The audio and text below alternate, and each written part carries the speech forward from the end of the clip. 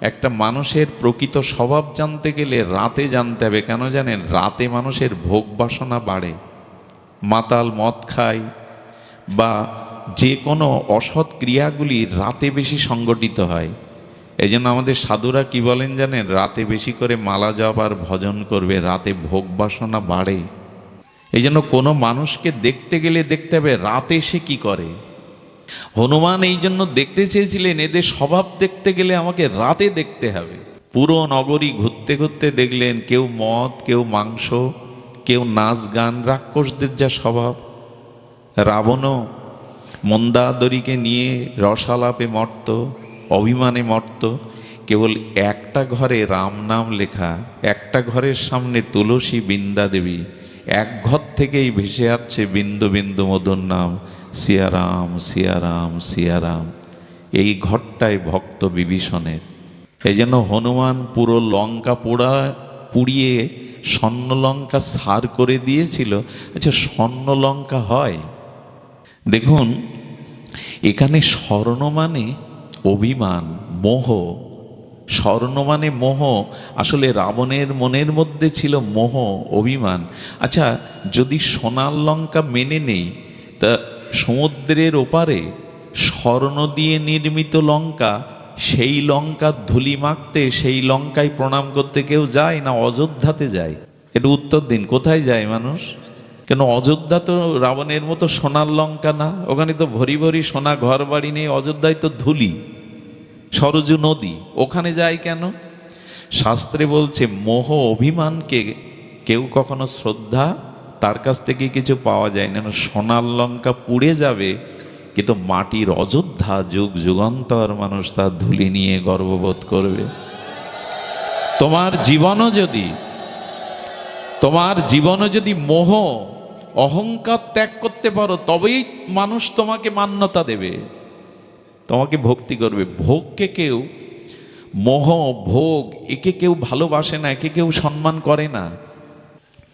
অযোধ্যার মাটি মাখতে সেখানে সকলেই সেই ধুলি নিতে যায়, স্পর্শ করতে যায়, লঙ্কার ধুলিতে প্রণাম করে না।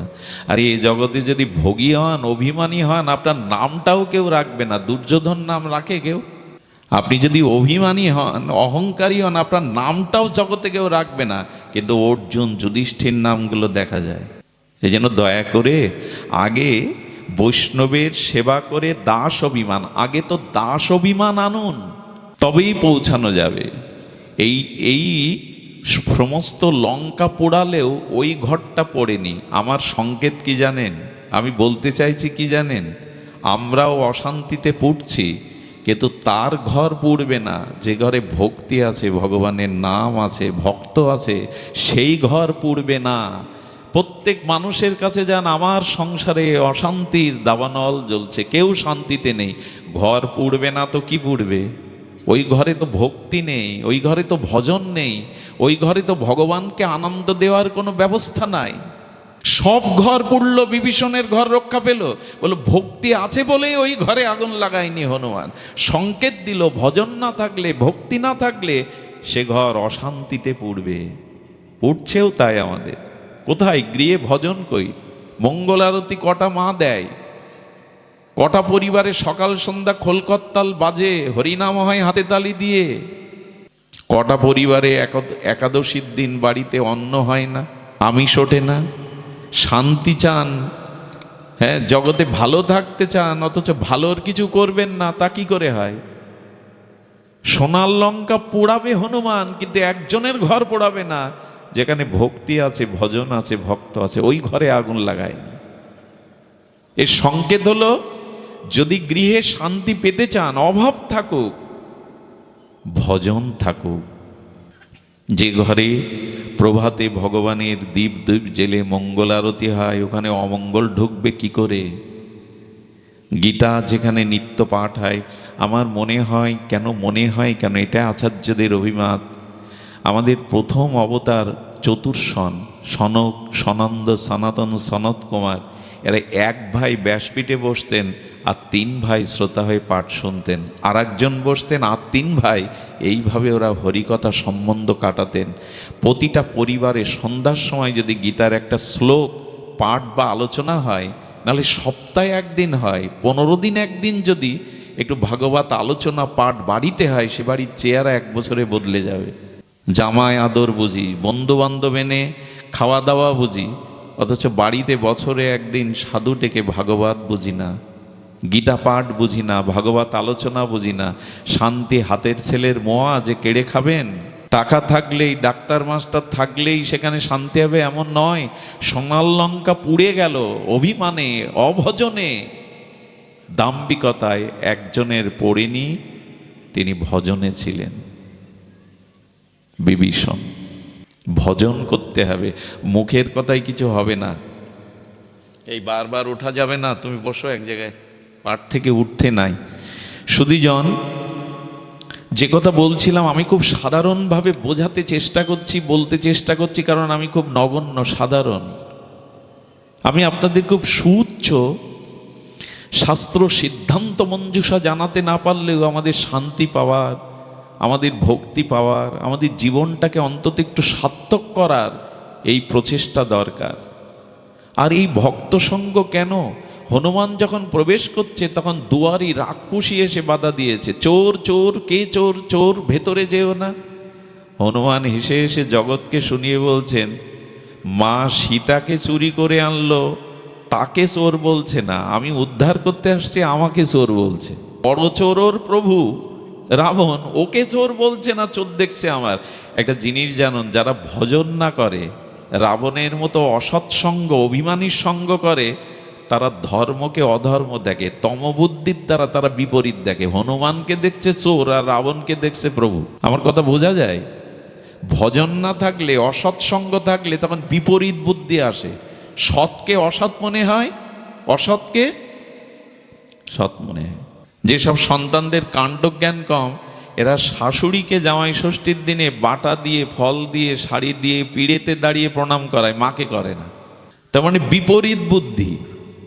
শাশুড়িকে করার নিয়ম আছে, করুন, তো মাকে পয়লা বৈশাখে বছরের প্রথম দিন তো ওইভাবে একটু কিছু দিয়ে প্রণাম করতে পারে। যিনি এই পঞ্চত্ব থেকে করিয়ে আপনার শরীরটা দিয়েছেন, তাকে প্রণামের ঘটা নাই। তো এইগুলো হলো বিপরীত বুদ্ধি মানুষের কাজ। এই জন্য যদি ভজন না করেন, সদ্গুরুদেবের আশ্রয় না নেন, সাধু সঙ্গ না করেন, তাহলে চোরকে প্রভু বলবেন আর সাধুকেই চোর বলবেন। এইসব সংকেতগুলো খুব মার্মিক। আমাদের টিকাকারগণ যেভাবে আমাদের জানিয়েছেন, হনুমান বলছেন চোরকে চোর বলতে পারছে না, এটা রাক্ষস বুদ্ধি। হনুমান তখন এমন একটা চড় বসিয়ে দিয়েছে, ও মাথা ঘুরে পড়ে মুখ থেকে কিছু রক্ত বেরিয়ে গেল। যেই বেরিয়ে গেল, উঠে হনুমানের পায়, প্রভু আপনার প্রতীক্ষায় আমি এই রাক্ষসপুরীতে এতদিন বেঁচেছিলাম, কবে? বলে, বারে, এক চড়ের এরকম জাদু নাকি? এখন চরণ বন্দনা করছে, আপনি বললেন, প্রভু আমি অনেক উপাসনা করে ব্রহ্মার দেখা পেয়েছিলাম। ব্রহ্মা বলেছিলেন, রাক্ষসী শোন, তোর উদ্ধার হবে সেই দিন যেদিন রামদাস এসে তোকে চড় মারবে, ওর স্পর্শ পাবি, সঙ্গ পাবি। সেই দিন তোর কুপ্রবৃত্তি, পাপ অপরাধ বেরিয়ে গিয়ে তুই ভগবানের চরণ পেয়ে যাবি। এইখানেই সংকেত দিচ্ছে, হনুমানের মতো ভক্তের সঙ্গ না পর্যন্ত আসরিক বুদ্ধি, রাক্ষসী বুদ্ধি আমাদের থেকে যাবে না। মাঝে মাঝে গুরুদেবকে প্রণাম করলে দেখবেন অনেকে গুরু পিঠে চড় দেয়, দেয় না এরকম করে? হ্যাঁ, ওদের হাতে কিছু আছে, ওদের হাত আপনার আমার হাত না। এই যে সাধুগুরুর হাত মাথায় নেয় না, মানুষ বলে বাবা একটু মাথায় হাত দিন। এই যে ওদের হাতে আছেটা কি? এই 5টাই তো আঙুল, রক্ত মাংসই তো। তো সাধুগুরুর হাতে কি আছে? অনেক কিছু আছে। জাদুকর যদি এখানে আনেন, আমার জায়গায় যদি একজন জাদুকর আনে, রুমাল দিয়ে কবুতর উড়িয়ে দেবে। আপনি পারবেন? ওই হাতে ওটা আছে। আচ্ছা, হোটেলে যারা রান্না করে আর নিজের গর্ভধারিণী মায়ের রান্না এক কি? দুটোই তো হাত, এক কি?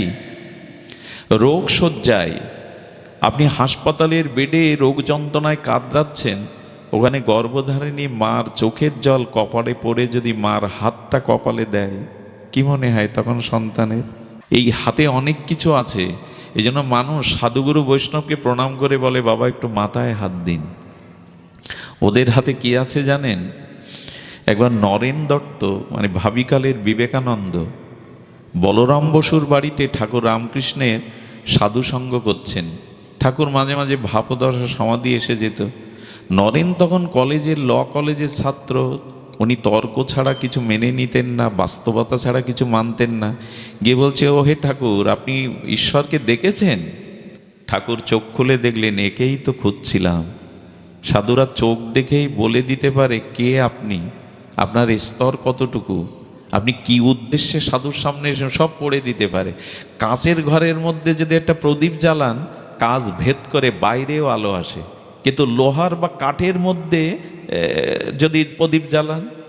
এই জন্য সাধুদের সামনে গিয়ে খুব বক বক করতে নেই। বাবা, আমি এবার বৃন্দাবনে গিয়েছিলাম, আমি লক্ষ্য নাম করি, আমি নির্জলা একাদশী করি, খবরদার এসব গাল গল্প সাধুদের সামনে গিয়ে বক বক করবেন না।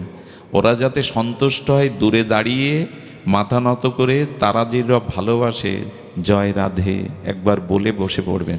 ওরা আপনাকে দেখেই বুঝে ফেলে আপনি কি উদ্দেশ্যে কি জন্য এসছেন।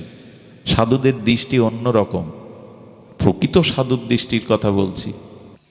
আমি একবার বৈষ্ণবপদ বাবাকে পরীক্ষার ইচ্ছা হলো, সেদিন একাদশী, আমি সারাদিন নির্জলা থেকে সন্ধ্যার পরে একটু কিছু পাই, তো আমি বলতে বলতে যাচ্ছি আমার সঙ্গের ছেলেদের যে আজ যদি বৈষ্ণবপদ বাবা আমাকে ডেকে তার আহারের পাত্র থেকে কিছু দেয় তবে পাবো, না হলে পাবো না। ওইখানে 200 মতো লোক ওনার দর্শনার্থী হয়ে দাঁড়িয়ে আছেন, উনি ভেতরে কি করছেন আমি জানি না, বাইরে দাঁড়িয়ে হঠাৎ দরজা খুললেন, খুলে বলছেন, দাদাজি আপনি এদিকে আসুন।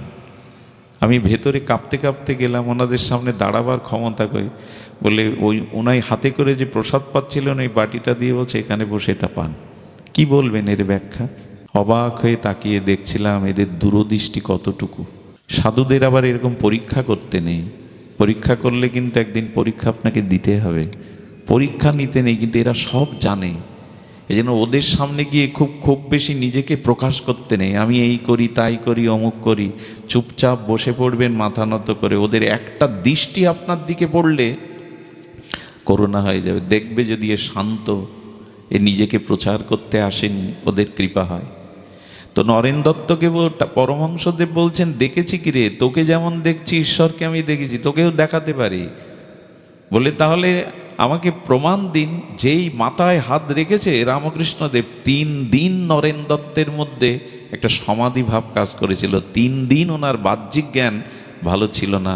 ওই আত্মদর্শনের ঘোরে শেষে চরণে এসে পড়ে বলল, এই হাতে কি আছে আপনার, কি দেখালেন, আমার সব কেড়ে নিলেন আপনি, চরণে ঠাঁই দিন। এই জন্য সাধুগুরু বৈষ্ণবের অভিমান ত্যাগ করে সেবা করুন, ভজন করুন, তবেই তো কৃপা আসবে। পাত্র ছাড়া কৃপা কি করে পাবেন? কৃপা করো কৃপা করো কৃপা করো মানে কি? বৃষ্টির দিকে পাত্র না পারলে আপনার জল পড়বে না তো। 24 ঘন্টা ঝড়ো ঝড়ো শ্রাবণের ধারা হলেও পাত্র উপর হলে পড়বে কোথায়? আগে তো সেবা করুন, অভিমান ত্যাগ করুন, নিজেকে বৈষ্ণবের দাস করুন, তবেই তো ওখানে কৃপাটা আসবে। 12 বছর সেবা করেছেন বংশীদাস। নবদ্বীপের সিদ্ধ বাবার একবার বন্যা হলো, চারিদিকে থই থই জল, গলা সমান জল। গুরুদেবকে একটা খাটের উপরে আর একটা খাট দিয়ে ওখানে পুতুলের মতো বসিয়ে রেখেছে, রবটের মতো। বসে কি করে জানেন? 3 কিলোমিটার দূরে মাটির ঘোড়াতে জল আনে, 3 কিলোমিটার দূরে পাড়ায় ভিক্ষা করে ওই খাটের উপরে, কোথায় শুকনো কাঠ, কোথায় 3 কিলোমিটার দূরে জল, ওইগুলো ফুটিয়ে গুরুদেবকে ভোগ লাগায়। 15 দিন ওইভাবে জল আনতে আনতে 15 দিন ওই ম্যালেরিয়া হয়ে গেল, শ্বাস উঠে গেল, চোখ স্থির হয়ে গেছে, যাওয়ার সময় এসেছে, কিন্তু গুরুদেবকে কিছু বলছে না। অনুভবী গুরুদেব, বংশী বংশী আমায় ছেড়ে চলে যাবি? আমার তো দেখবার কেউ নেই তুই ছাড়া। ওরে বংশী, কে জল বয়ে আনবে, কে মাধু করিয়ে এনে আমাকে ফুটিয়ে খাবে? বংশী আমায় ছেড়ে যাস না। কিন্তু আর শব্দ, ওই শেষ নিঃশ্বাস পূর্ব মুহূর্তে, মুমূর্ষ মুহূর্তে, বংশী আমি তোকে যেতে দেব না। নিজের জপের মালাটা বংশীর মাথায় দিয়ে বলছে, বংশী জমের বাপেরও সাধ্য নাই আমার চরণ থেকে তোকে কেড়ে নেবে। কার সাধ্য আছে তোকে আমার থেকে কেড়ে নেবে? ওঠ, উঠে যা, রান্না ছড়া। সিদ্ধ বাবার হস্ত আর মালার প্রেরণা পেয়ে, নূতন জীবন পেয়ে বংশী সুস্থ হয়ে গেল। কৃপা এমনি হয়, কৃপার পাত্র হতে হয়। কৃপা তো আছে, গুরু বৈষ্ণবের কৃপা সর্বত্র আছে, পাত্র চাই। এই পাত্র হতে গেলে দাস অভিমান হতে হবে। আমাদের ভিতরে এই দৈন্য নাই, নিরভিমানতা নাই, দৈন্য, জীবের প্রতি দয়া, করুণা, এই গুণগুলো না থাকলে কৃপা পাওয়া যায় না। আরে দুঃখী কৃষ্ণদাস এইটুকু বয়সে সংসার ছেড়ে হৃদয় চৈতন্যের দুয়ারে গেলেন। হৃদয় চৈতন্যের দুয়ারে গিয়ে বলছেন, প্রভু অনাথ আমি, এ জগতে কেউ নাই, যারা ছিল ছেড়ে আপনার চরণে এসছি, গুরু কৃপা ছাড়া, গুরু কৃপা হি মূলম, আপনি মূল কৃপা করুন। পারবি না, এইটুকু বয়সে সেবা করতে পারবি না, সেবা সাধারণ জিনিস না, চলে যা। গুরুদেব একবার যদি কৃপা করে সুযোগ দিতেন। বলে পারবি? কালনার গঙ্গা থেকে মাটির কলসিতে মাথায় করে জল বইতে পারবি? এই যে তুলসী কানন, এই যে পুষ্প কানন, এখানে জল দিতে পারবি 50 কলসি? গুরুদেব যদি কৃপা করেন। ওইটুকু বালক দুঃখী কৃষ্ণদাস অনুরোধ করছে, বলে একটু দেখি না। দেখেই তো বুঝতে পেরেছেন, চিহ্নিত ওরা। বলেন কাল থেকে জল সিঞ্চন করবি এই তুলসী কাননে, পুষ্প কাননে। কি বলবো, ওইটুকু বালক খালি মাথায় জল বইতে বইতে মাথায় ঘা হয়ে গেল, পোকা হয়ে গেছে। 10-15 দিন যন্ত্রণায় কাতর, ওখানে কলসি নিতে পারে না, তবু গুরুদেবকে কিছু বলছে না। সেবা বন্ধ হবে বলে মাথায় একটা কাপড়ের পাগড়ি বেঁধেছে, যাতে গুরুদেব দেখতে না পায়। ওনারা তো অন্তর্যামী। ডেকে বলছেন, দুঃখী এদিকে আয়, আর জল বইতে হবে না, এদিকে আয়। ভয়ে ভয়ে গিয়ে চোখের জলে কাতর হয়ে দাঁড়িয়েছেন। বাড়ি চলে যা গুরুদেব, বাড়ি চলে যা, এখানে সুখের জায়গা না। ওইটুকু বালক ঘর ছেড়ে, পিতামাতা ছেড়ে গুরুচরণে পড়ে আছে, অতগুলো কলসি জল বায়, বলছে যা ফিরে যা। পরীক্ষা না দিলে কি উপরে ওঠা যায় গো? পাশ করা যায়? ফিরে যা। হ্যাঁ, খালি মাথায় জল বইতে কষ্ট হয় বলে, আরাম লাগবে বলে কাপড় বেঁধেছিস? যা, চলে যা, বেরিয়ে যা। কিছু বলছে না, চোখের জলে অবনত মস্তকে দাঁড়িয়ে, যা বেরিয়ে যা। ও এখনো দাঁড়িয়ে আছিস?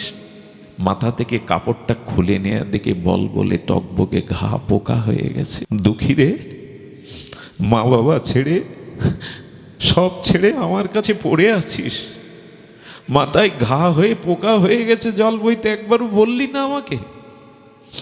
কি বললো জানেন গুরুদেব? কত জন্মে মায়ার সংসারে ঘুরছি, কামনা বাসনায় জন্ম মৃত্যু চক্রে, গুরুচরণে প্রেম ছাড়া, সেবা ছাড়া তো কোনো কল্যাণ হবে না, প্রেম ভক্তি হবে না। তাই আপনাকে জানাইনি, যদি বাড়ি পাঠিয়ে দেন, যদি সেবা বঞ্চিত হই। এদের চরিত্র দেখুন, যদি সেবা বঞ্চিত হয়ে বুকে টেনে নিলেন। সেবা বঞ্চিত হবে বলে বলিসনি, একটু তো ব্যবস্থা করতে পারতাম। সেই দিনই তাকে দীক্ষা দিয়েছিলেন। ও হৃদয়ে নিতাই চৈতন্যকে বাঁধিয়ে দিয়েছিলেন দুঃখী কৃষ্ণদাস।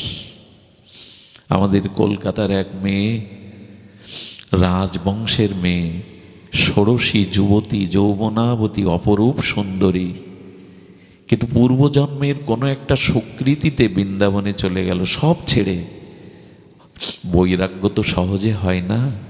এই শব্দ স্পর্শ রূপরস গন্ধ ভোগ বিলাস থেকে মনটা ভগবান ভক্তের সেবায় যাওয়া, এটা কোটি জন্মের ভাগ্য না থাকলে, বিশেষ কোনো মহতের কৃপা না হলে হয় না। এসব বৈষ্ণবরা, এরা কেউ শিক্ষক, শিক্ষিত মানুষ, এরা কত দূর থেকে এই মাটিতে বসছেন কেন জানেন? আপনাদের মধ্যে অনেক গুণীজন, মান্যজন, সুধীজন আছেন, দাঁড়িয়ে কষ্ট করে সাধুসঙ্গ করতে এসছেন কেন জানেন? অভিমান থাকলে, নিবেদন না থাকলে, নতি না হলে উন্নতি হয় না। নতি উৎসর্গে উন্নতি। যে নত হতে পারে শ্রেষ্ঠের কাছে, ভক্তের কাছে, মহতের কাছে, তারই উন্নতি হয়। নত হতে না শিখলে উন্নতি কারো হয় না, এটাই বিধি। হৃদয় চৈতন্য তার হৃদয়ে এঁকে দিয়েছিল। এই কলকাতার মেয়েটি এই বৈরাগ্য, সৌভাগ্য, স্বীকৃতিতে বৃন্দাবনে গেল। ঘটনাটা 175-76 বছর আগে।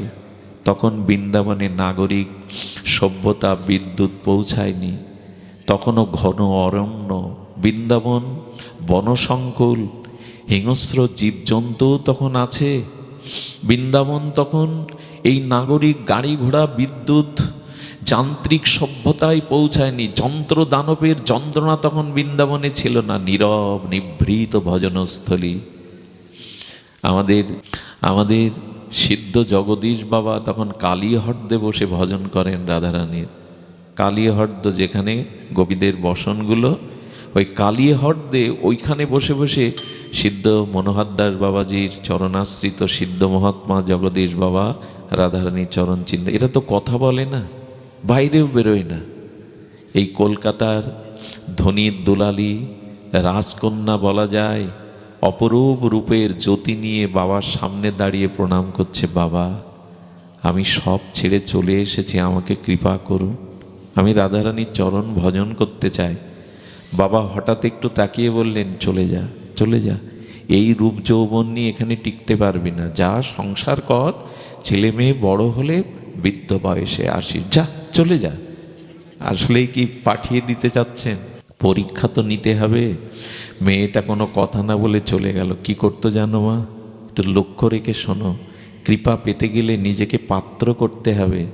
ওই মেয়েটা একটা কুঠির করেছিল, ওই লতা পাতা দিয়ে কোনো রকম একটা দামি চট কিনেছিল, একটা পুরনো চট। ওই চট গায়ে দিয়ে রূপ ঢেকে রাখতো, বাইরে বেরোতো না। গোধূলি বেলায় ওই চট গায়ে দিয়ে সে দূর থেকে সিদ্ধ বাবাকে প্রণাম করে চোখের জলে আবেদন করতো, কবে তোমার কৃপা হবে, কবে তুমি কৃপা দৃষ্টি দেবে আমায়, আমি যে ভজন করব বলে পড়ে আছি। কিন্তু ওই কথাটা ওর মনের মধ্যে বাজে, এই ভরা রূপ যৌবন নিয়ে রাধারানীর ভজন করতে পারবি না, চলে যা।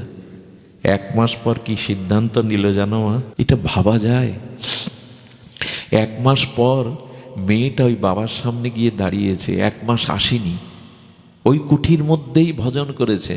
যখন দাঁড়িয়েছে তখন যেন লিকে হাড়গুলো বের করা, আর সেই রূপের জ্যোতি, আর সেই স্বাস্থ্যবতী নাই। সিদ্ধ বাবা তাকিয়ে দেখছেন, ঠোঁট আর চোখ বাদে বল বলে পোড়া ঘা, পা থেকে শুরু করে সব জায়গায় বল বলে পোড়া ঘা। কিরে, কে তুই? আগুনে পুড়িয়ে গিয়েছিলি? তোর পক্স হয়েছিল? ক্ষীণ কণ্ঠে মেয়েটি বলছে, না বাবা, আগুনে পুড়ে যায়নি, পক্স হয়নি। তো কি হয়েছে? এই বল বলে ঘা। ও তুই সেই কলকাতার মেয়ে, তো তোর এমন দশা কি করে হলো? বাবা, কুঠিরে গিয়ে ভাবলাম, এই যৌবনই যদি রাধারানীর ভজনে বাধা হয়, এই যৌবন রেখে লাভ কি? একদিন মরে গেলে চিতায় পোড়ালে এই যৌবনটা ছাই হবে। যদি মাটির নিচে দেয়, অসংখ্য কিরমিকিট কুরে কুরে এই দেহটা কিরমিকিটে রূপান্তরিত হবে। আর লাশটা যদি পড়ে থাকে, শৃগাল কুকুর খায়, ওদের উদরে 5 দিন পর মলমূত্র হবে এই দেহ। তো যৌবনই যদি রাধারানীর ভজনের বাধা হয়, এ যৌবন রেখে লাভ কি? কি করেছিস মা? বলো, মালসাই করে আগুন জ্বালিয়েছিলাম, লোহার শিক গরম করে সেকা দিয়ে দিয়ে যৌবন পুড়িয়ে দিয়েছি বাবা। হবে না, কৃপা হবে না। সিদ্ধ বাবার চোখে জল। মারে, যৌবনটা আগুনের জায়গায় পুড়িয়েছিস ভজন করবি বলে? আয় মা, আয় আমার কাছে আয়। এত কৃপা করে দিয়েছিলেন, ওর দিকে কেউ আর তাকায়নি কোনো পুরুষ। অনেক উপরে উঠেছিল মেয়েটা, রাধারানীর কৃপা পেয়েছিল। আমরা পারবো তো? এসব তো শুনতে ভালো লাগে, বলতে ভালো লাগে, পারবো তো? এই রূপ যৌবন, এই অহংকার, এগুলো পোড়াতে পারবো তো যে তার ভজন করব? এই জন্য পাত্র হতে হবে। কৃপার অভাব নাই, পাত্রের অভাব। এই জন্য সাধু সঙ্গ করতে হয়, শুদ্ধ ভক্তের সঙ্গ করতে হয়, এই অনুভূতিগুলো হৃদয়ে নিতে হয়। এই সংসার আপনাকে কিছু দেবে না, সংসার করতে হয়। আমরা গৃহী, স্ত্রী পুত্র পিতামাতা আছে, কিন্তু সংসারে মজে থাকলে সব কিছু পাওয়া যাবে না। সংসারে থেকে হবে যদি সংসারটা কৃষ্ণের করতে পারেন। আমরা এই যে পদে কি গাই জানেন? আচ্ছা, আমরা যা গাইছি তা মানি তো? ওখানে কি গাইছি? পঞ্চপুত্র সঙ্গেন আছে রায় ভবানন্দ, 3 পুত্র সঙ্গেন আছে সেন সেবানন্দ। আমরা পারি তো? সংসারটাকে কৃষ্ণের করতে পেরেছি তো? বউ ছেলে মেয়ে নিয়ে ভজন করি তো? 5 পুত্রে আনন্দে নৃত্য করছে গৌর পেয়ে, 3 পুত্র নিয়ে সেন সেবানন্দ গৌর হরিকে পেয়ে কীর্তন করছে। আমরা পারি তো সংসারে 7 5 সবাইকে নিয়ে গৌর ভজন করতে? ভজনই তো নাই। ভজন ছাড়া জীবন মৃত। একটা জীবন্ত মানুষ মরা মানুষের পাশে যদি মরার মতো হয়ে পড়ে থাকে, তবে জীবন্ত মানুষের বুকে সিল শগুন আসবে না, শ্রীগাল কুকুর আসবে না যে মরা তাকে টানবে ওর পাশ থেকে। কেন জানেন? ওরা জানে ও মরার মতো শুয়ে থাকলে কি হবে, ওর মধ্যে এখনো প্রাণ আছে, এই জন্য ওর বুকে সিল এসে শগুন এসে বসবে না। তো যার জীবনে হরিনাম ভগবত ভজন নেই, সে মরা, তাকে কাম ক্রোধ লোভ চিবিয়ে চিবিয়ে খাবে শ্রীগাল কুকুরের মতো দিনরাত। খাচ্ছেও তো আমাদের তাই। সৎচিন্তা কোথায় আমার মধ্যে? ভোগ বিলাস নিয়েই তো মেতে আছি, বউ ছেলে মেয়ে নিয়েই তো, খাওয়া দাওয়া নিয়েই তো মেতে আছি। আর দুঃখ জরা ব্যাধি কাম ক্রোধ শ্রীগাল কুকুরের মতো দিনরাত চিবিয়ে চিবিয়ে খাচ্ছে আমায়। শান্তি কোথায়? এজন্য ভজনে আসো, ভজনে ছাড়া শান্তি নাই। দেখুন এখন এর মধ্যে যারা এসে বসেছেন, কারো মাথায় সংসারের বোঝা কাজ করছে না, কারো হৃদয়ে এখন কুচিন্তা কুভাবনা হিংসা বিদ্বেষ এগুলো আসার অবসরই নাই। এর কারণ এখানে এইসব মহাত্মা সাধুরা আছেন, এখানে হরি কথা হরি নাম হচ্ছে, এখানের বাতাবরণটা এখানের পরিবেশটা অন্য কিছু দিয়ে গড়া। এখানে অনেক সূক্ষ্ম আত্মা নেমে এসেছে হরিকথা শোনার জন্য।